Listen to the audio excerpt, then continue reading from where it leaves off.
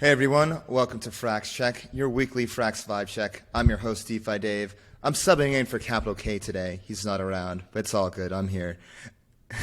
As always, I'm joined by our producer extraordinaire, Sam. We'll be going straight to the source of truth via checking the chain. Before we jump, please subscribe to Flywheel Pod. Don't forget to hit that bell notification and follow us on Twitter at Flywheelpod, and also join our Telegram group at Flywheelpod. Now let's begin.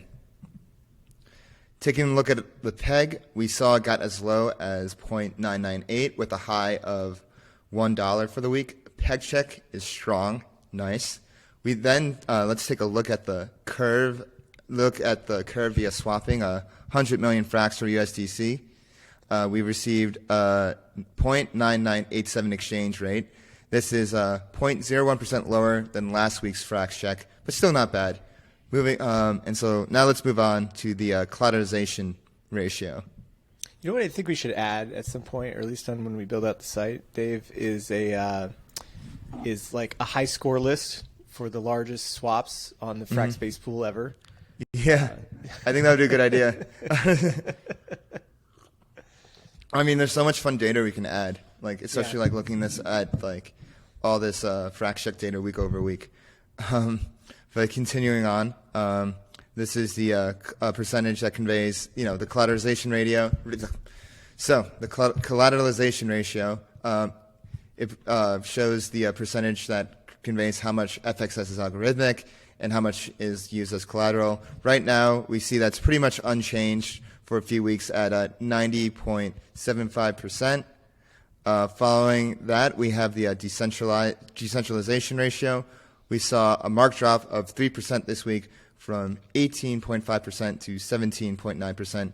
We should probably look into what's going on here, but most likely it's an increase in USDC holdings. Okay, let's get a quick summary on the health check. PEG is good, curve swap is good, collateral ratio remains unchanged, and the decentralization ratio needs a little bit of monitoring, but, still all right. Let's jump into the AMO holdings. We have a grand total of 819 million across all the AMOs. This was a drop of 1.4% compared to last week. But if you look at the markets, it's pretty much unchanged since last week. On to the profits. We recall that we just finished the first week of the CRV and CVX rewards. We still have one more week to go before the next voting epoch, and we've pretty much broken even in the months already. So looking forward to seeing what we pull in next week. Quick summary on the money check though. Let's go over here. The money check. AMO holdings was 819 million, down 1.4%. And we're close to breaking even, and we still have one more week to go on the rewards. So we'll see what happens there. Now, here's my favorite section of Frax Check, the liquidity check. The base pool is still wearing the crown at 891.2 million in TVL, with the 3 pool in second place with 792.5 million in TVL, and Frax CRV in third with 745 million. Even though the base pool saw a decrease of 2.5% in TVL, the flippening is still intact. Nice. The base pool is 112% of the 3 pool. The base pool dominance actually went up in all this. So good news. It's crazy. It's crazy how much that Frax owns everything in Curve, right? So I know. Can you go back to the last chart? Yeah. So we've got the base pool, right, which is all protocol deployed liquidity mostly. But then the 3 pool, you look at the 3 pool, so Frax CRV is half of it's Frax, half of it's the 3 pool assets. So of that $800 million worth of 3 pool assets, Frax is controlling, or at least that's investors who are investing into 3 pool control half of that, right? So the two largest pools on Curve, we control almost 75% of the 2 largest pools. It's so crazy. Yeah, it's incredible to think about. Yeah, I know. Curve and Frax really have such a incredible relationship. And Frax, we've said this before, like Frax was like the first one to recognize Curve as the Schelling point for stable swaps and really made it a priority to, become the stable of Curve. And we see that play out as Frax BP, and also like you said, the strong holdings in the 3 pool as well. Yeah, and shout out to Kiet for making this chart. I actually saw this chart in a lot of places last week. So after we came out and we talked about the flippening, I saw it on Curve Market Cap. Plus, I think the DeFi picked it up. Like I saw it a bunch on Twitter after it came out. Yeah. So we should have on the slides next time, watermarks, like a Flywheelpod watermark. But we can just do that next time, so people know. I'll put it in the notes. Yeah, in the notes. Yeah. Let's transition over to the meta pools now. Reminder that a meta pool are pools that are paired with the Frax base pool. Examples include LUSD Frax BP, ALCX Frax BP, and so on. We saw a monster increase of 15% in the meta pool this week. Nice. If you recall that last week, Capital K said that the pool grows in spurts, and it looks like we're really hitting that inflection point again. Looking forward to see what projects pair up with the meta pool next. Okay. Let's do a quick liquidity check here. Frax BP is 891 million, which is 112% of the 3 pool. The meta pool crossed $60 million, marking a 15% increase over last week. And lastly, but definitely not leastly, the main reason why we track all this is to make sure that the Frax supply could grow as big as possible. We're currently at 1.485 billion, which is actually 70 basis points slower than we were last week. But no worries. Onwards and upwards we march. Now, that was the Frax check, but, here's my other favorite part is the governance roundup. So we're going to get into that. And there's been a lot happening in the forums here. Okay, here we go. The governance roundup. I took a deep dive. There's a lot going on in Frax governance, which is not surprising, especially with the debates around AMOs, engages, and we're about to get into all that. I first want to go over FIP 109, which was to create the Fraxland AMO. The idea behind here was $5 million worth of liquidity to WETH Frax and WBTC Frax. The snapshot passed unanimously with 34 million votes. So that's not surprising. AMO liquidity is coming to those Fraxland pairs. Now, when I was preparing for the governance roundup last night, I went on the forums and noticed there was a ton of debate surrounding the FIP 112, which was to migrate, which should more be corrected to unlock the Tempo Frax gauge in order for people to migrate over to Convex. So from how I understand it, I'll just go over the proposal a bit.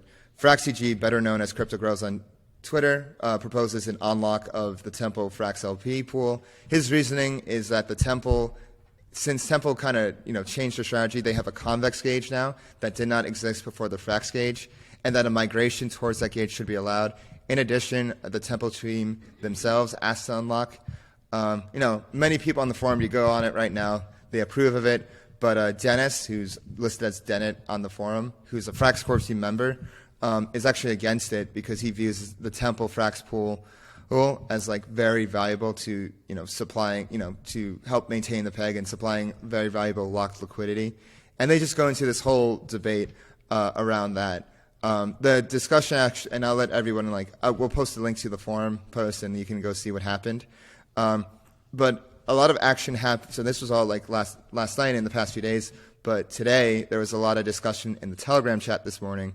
And Dennis actually clarified his position a bit. Although Dennis doesn't support a full unlock, he actually supports a migration. And he says anybody that wants to write the migration contract, whether it's the Temple team or someone else, they're welcome to do that. C2, what I find most interesting about this is C2TP, the founder of Convex, doesn't support the unlock and actually thinks it's a bad precedent. He's looking for more of a reason. This is really interesting debate of when to unlock gauges, because the point of gauges, they serve a very important purpose, is to lock Frax liquidity. And so it's kind of the idea here is kind of every time there's like a protocol doing an update, should we allow them to migrate over to a new gauge or a new system? It seems like the precedent that's been set so far is only if Frax has done a protocol level change in itself will migrations happen. In terms of can we take a step back here, just like because, okay, so Temple is it's an ohm fork, right? Temple's an ohm fork, yeah. Yes. They have a huge amount of liquidity in Frax, right? And they're also they have their own so they have their own gauge too, right? Yeah, so they have their own AMM, and they actually let me go back a bit. So what I want to know is like, what is Stacks, and why does Temple want to move over there in the first place? So I was doing some research last night, and it looks like Temple has this new Ascend mechanism. Temple Ascend, it's their new product, and it basically allows Temple DAO to acquire Temple tokens when the market has a low price for it. Temple will be bought with farming revenues and then distributed to core vault stakers. Mm-hmm. Dennis doesn't really view this position as like unique and as a reason for the unlock. And I think like there's a slight like nuance, like the difference between like, unlocking, the difference between migrating, and the difference between just like staying at lock. Those are like really seems like the three options on the table. Well, what does Stacks do? Because like this whole thing is they want to migrate from their current Temple Stacks. lock into Stacks, right? So like from what I understood, and you can tell me if I'm wrong. From what I understood about Stacks, Stacks is it's another primitive where I'm guessing a lot of people complain where I locked my Temple liquidity away for like years and years and years. But now I don't have any access to that. So being DeFi what it is, let's just create Stacks, and now we can create a token primitive where let's just call it like vTemple or something, where you can lock your Temple away now, and you get a LP token that you can use in DeFi, or you can sell out, or you can get that liquidity event that you want. Yeah, so like and that token represents the Temple Frax pair, LP pair. Yeah, that Temple LP pair. So I think what they're doing with the Stacks thing is that they want to switch over to Stacks. They want to put 90% of the LP into the locking contract, and then they want to keep an extra 10% left over to put into the curve contract so that people can have liquidity to go back and forth. And I guess their assumption is that it doesn't really matter how low the price goes on their synthetic locked up VFrax or whatever it is. Somebody's always going to be there to buy it, or the Temple DAO could buy it themselves and be buyer of last resort. Yeah, it's really interesting here because it all like comes back to like the Temple AMM.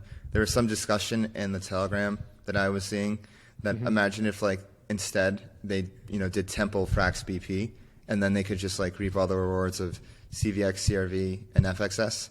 But they kind of have this like convoluted way because of the way they structured the AMM, and I think they want to own their own AMM, which is understandable. It's like owning like your own land in a sense, owning the place where you trade, which is really interesting. So this debate is ongoing. I think it's a really important discussion because the line needs to be drawn of like when should gauges unlock? Like what is the precedent? Should they unlock at all? And I think it's like personally, I think it's better to be conservative when it comes to unlocks. Like, I have like stuff on like locked for 4 years, and I kind of accept that it's kind of just it's going to be locked away. Like if it unlocks, I consider it a nice surprise. But I would rather there not be an unlock, because I think most people would just get out of their Frax and Temple. Just that's how people are. I'd rather have a migration if they were going to do anything, but like I feel like being conservative and locking is like more the way to go. Like the longer you are conservative, like the better it is for the overall protocol. Does that make sense? That's kind of my view. I understand. I guess my question would be is the swap, or like if they unlocked and they moved over, is the liquidity that Temple's going to be providing like greater than what it was before, right? So is this going to create more incentives for people to come and add Temple liquidity, or is it just going to be an unlocking event that they'll sell out, right? I had to see what the APY is, or APR on Convex is, before, like on Frax, their API was really high because they were participating in vote incentives on pitch. But then they changed their strategy. They stopped doing that, and they decided to do this convex thing, which was a 180 from what they were doing before. And now they're asking if they could just migrate the liquidity from their old strategy, which included the Frax gauge, over to the convex gauge. So I just find the debate really fascinating, to be honest. Yeah, I mean, it's one of the downsides of the VE system where, like, you know, as a protocol, you're essentially committing your liquidity to this, you know, very, very, very strict system where you're essentially like not getting your liquidity back, right? For forever, right? And so if you do like want to make these protocol level changes that are probably what they think better for the protocol, better for Temple to grow and, you know, evolve, it may not work because your liquidity is locked away in the VE system. So definitely trade-offs. Yeah, and DeFi just moves so fast. Like you lock your liquidity, it's gone. I kind of view these, especially like, you know, Frax BP, if you like lock it, or like any stable pairs. It's kind of like a quasi CD. It's like you have your liquidity locked. You can't access it for a year or 2 years. Like it's the closest thing to a CD in DeFi, and like you're earning like this like percentage. Yeah. So I don't know if they can do a migration and it still works and they can migrate everything over. That's probably the best way to go. Yeah. If they were to like move it, it should just be a straight migration, not unlock and migrate. But you know, I'm like, I could go either way. Honestly, it's not. I'm curious like how, you know, the community will go about this. I find it interesting that like C2TP himself, you know, doesn't support the unlock. You know. Yeah, which is understandable, right? I mean, it's not it's not 100% necessary, right? It's like it's not like there's any safety issues or the contract's broken. And that's exactly what Dennis stated. Like, there's no like underlying issues. Temple's still kicking, the AMM's still functional. So yeah, and who's to say? I mean, once that liquidity is unlocked, Stacks is under no requirements to keep the liquidity locked as it was before, right? So I thought I heard some discussions in the chat about maybe they're not even going to lock at all, right? Maybe they'll just have the deposit and you get the LP back. But who knows? Yeah. I mean, if anybody in the comments has more color or opinions on this situation, like feel free to share your opinion in the comments below. I'd love to hear from you guys. You know, next up we have FIP 110, which is a very exciting one. Adding more Frax BP meta gauges, you know, with dollar, ALCX, CVX, CVX CRV, CVX FXS, AGEUR, and of course CRV USD. This has gone to Snapshot. It's live until September 16th. I expect it to Frax. You know, my opinion is the more gauges, the more locked Frax. You know, the more, you know, overall, you know, good vibes for the protocol, honestly. More luck for Frax equals more good vibes. Yeah, I think it's already going to pass. I mean, TP is going to come in and push this thing over the finish line. We all know.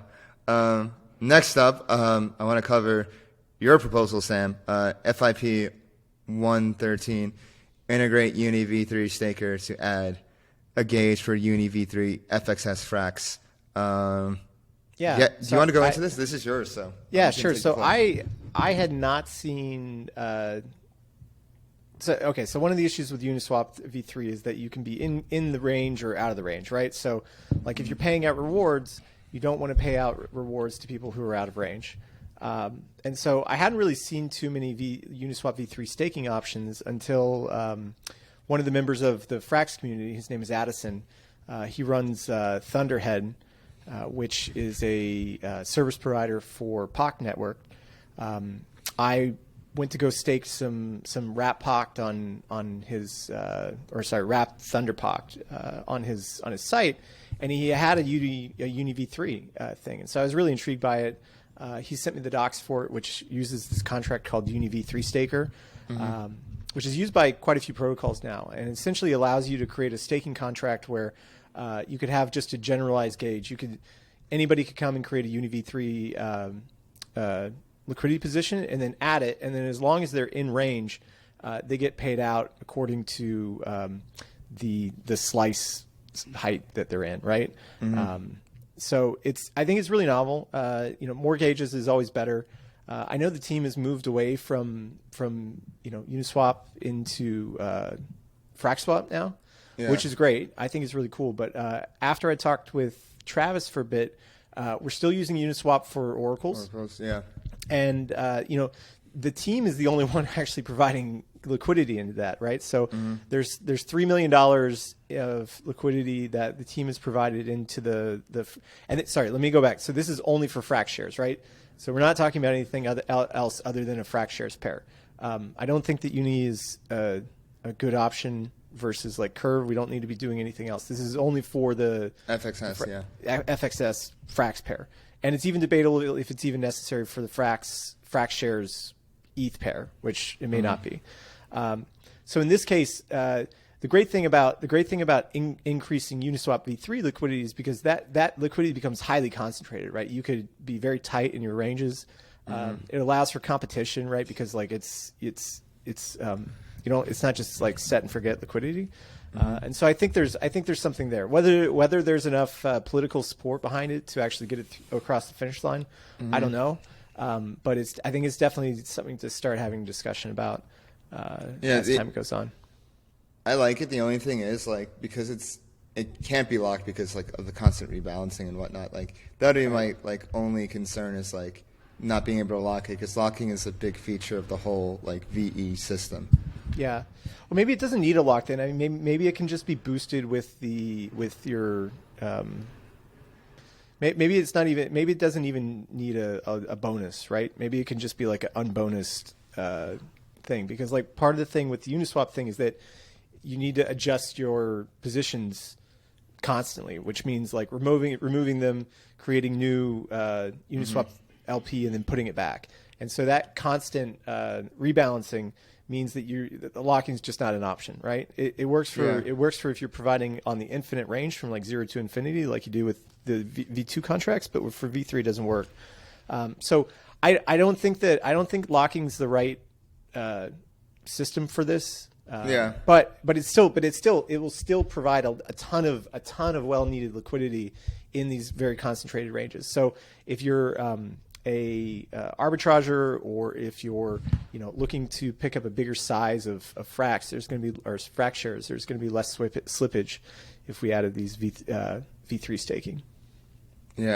I'm curious like what the political will is behind this because I think it's like always good to have more informed oracles, and I think it's I'm always on the side of like the more gauges the better. I saw that I commented on yours and I saw that Arrakis, formerly G-Uni, released Palm, which sounds interesting, which is like their own like automated management tool. And like I've been always keeping tabs on them, considering I used to work for them and work very closely with that product. So obviously I have my biases, but I think that could also be an interesting option. I do hear you on like the having everything in like one place, like the smart contract concerns, but. That's my only thing because there's been numerous other projects like Arrakis who've suffered like smart contract risk, and if they either had hacks or they've just had to stop working. So I don't know. I mean, I think it's just a little bit early to maybe Arrakis works. I don't know. The whole announcement was like around their V2 and having this like tool for actual like decentralized market making with unconcentrated liquidity platforms like Uni V3. I'd like to like learn more about it and how it works. Like I actually did get an explainer from their team a while ago, but I really like the way how they're thinking about market making in general. In terms of experience with like Uniswap V3 managers, I think they're the best out there. Go ahead. Yeah, maybe that's the way to go. I don't know. I think maybe we should have them come on the show. Maybe we should do a pod with them and kind of get them We should. Oh yeah, that's a great idea. I should get them on. I'll ask Hilmar or like Squirrel or Ari or someone. Yeah, I guess my only thing about the whole gauge system is like this is just like the Uni V3 staker to get it to work would mean like dev hours that aren't just like approving a contract for the gauge system. Yeah. So that's my only hang up about like whether this would actually get done within the next like few months is like, is there not just political will, but like developer, like with all the stuff that's coming that is like super high priority right now, where would this even fit in? So maybe it's something to take a look at like next year, when the devs have more time to do stuff. Yeah. I mean, also if the community makes more noise about liquidity in general, I think the devs will listen. And also I just think it would be a good idea just to have a place where, FraxSwap we want to make that the main venue, but FraxSwap will need venues to arb against. And so whether that's like Uni V3 or like Curve or like other platforms. And also like most things are just going to like go through aggregators and stuff too. Just think hey, look, and if it doesn't get done, it doesn't get done. I mean, I don't think the team's going to be removing liquidity anytime soon. So, it's fine if they're the only ones putting money into it. So, it won't make too much of a difference whether it gets done or not. I think it's just it's more for people who want to speculate and go and provide liquidity on those ranges and have extra incentives for it. Yeah, we'll see how that evolves. Next up. Was a post I find particularly interesting. It's a Frax BTC Lightning with Blockware. Basically, the TLDR on this post is bring Frax natively onto the Lightning Network and add liquidity to a Bitcoin secondary marketplace for buying and selling turnkey mining rigs. I actually had a call with this guy a few weeks ago, and he was like telling me this idea around like having Frax as like the stable coin on this like native Lightning exchange. I find it interesting just because Sam has expressed interest in like being on BTC in the past, whether it was like stacks or like something else. Bitcoin Bitcoin be DeFi be like a dark horse in all this? I don't know. But I think like you said, like I think all of it comes down to like dev resources and dev well and like how much of a priority this is, and also community well. And so out of like all the other like I don't even want to call Bitcoin an alt one, but like all ones in terms of DeFi, like Bitcoin always will be like particularly interesting. And he does make an important case for it. It's like, you want to diversify your balance sheet with like proof of work Bitcoin, which is a fair point. Mm-hmm. So I don't know. What are your thoughts on that? Oh, I'm really for this. Like I think that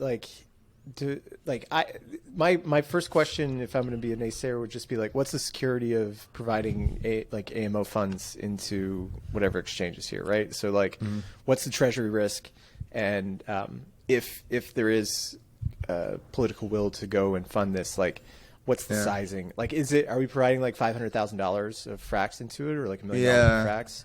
I mean, I don't know how. I don't think he wrote in the post about how much would actually be needed, but.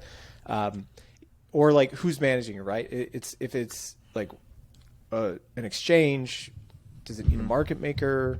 Who's going to market make that? Or is it an AMM? If it's an AMM, then maybe it's like who's hedging out the BTC side if it goes into an AMM. So look, I think there's some more questions that probably need to be discussed about how the actual exchange works. But the pros, like if all those things can be mitigated. I think the pros of like acquiring BTC to put on the balance sheet is a great idea, and it'll increase the decentralization ratio.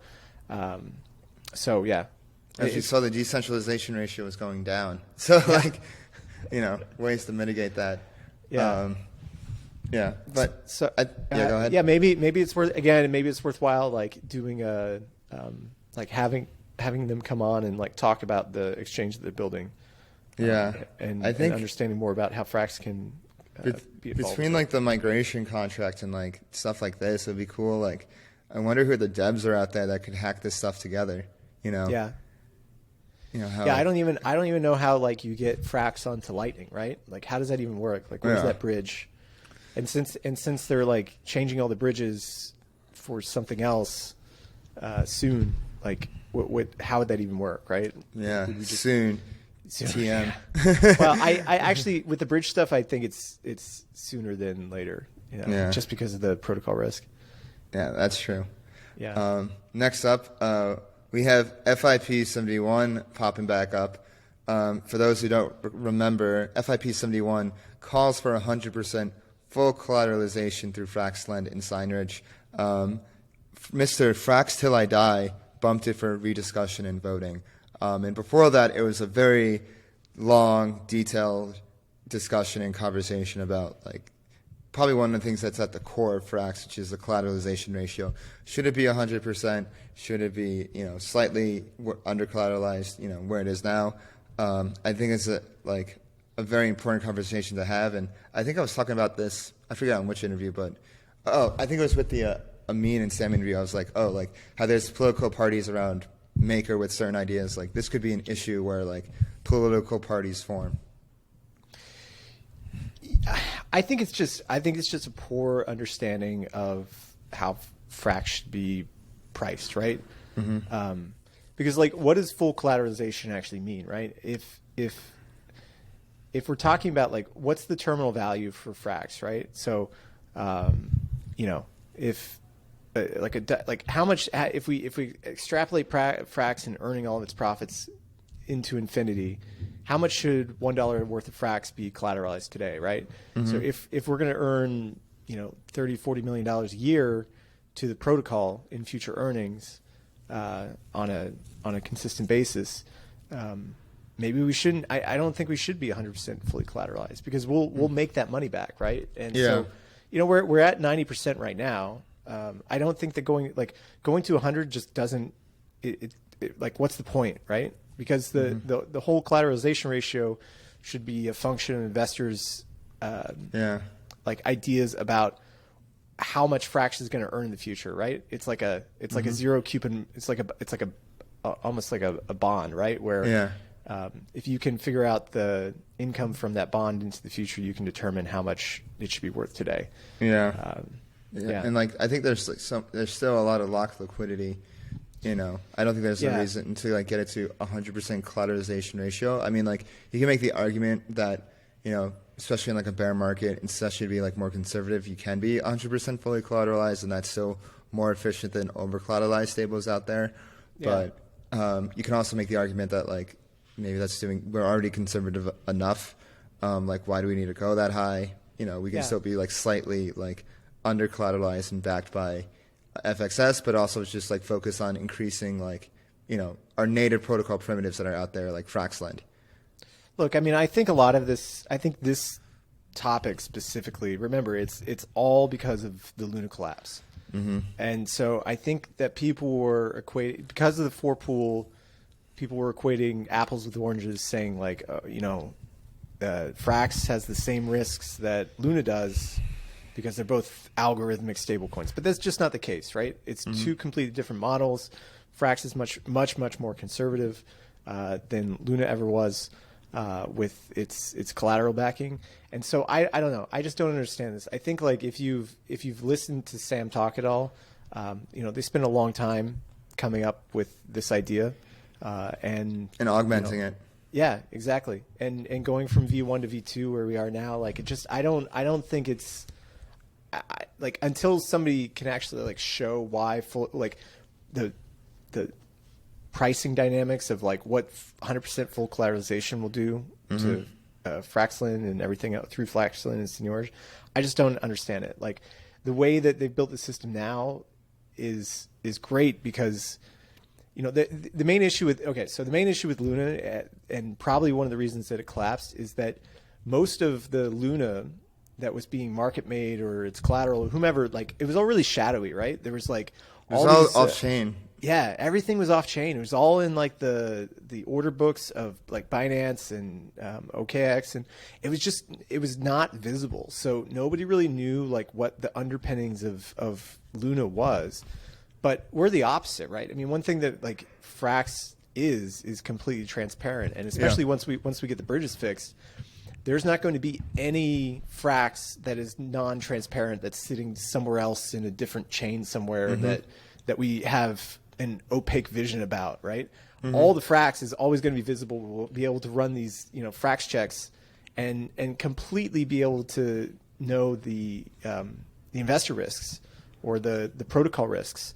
at all times in every single block. So Yeah. I just don't think that the 100% full collateralization is even really a topic that we should be discussing, because of the transparency that we have into the protocol collateral and where it's being deployed, and the risks that we have there. We can really fine tune that to a super granular level, and that allows us to be less than fully collateralized. Yeah, I think you make a really important point with the data. It's like, since the data is all transparent, you can visualize like what a healthy collateralization ratio can be in the future.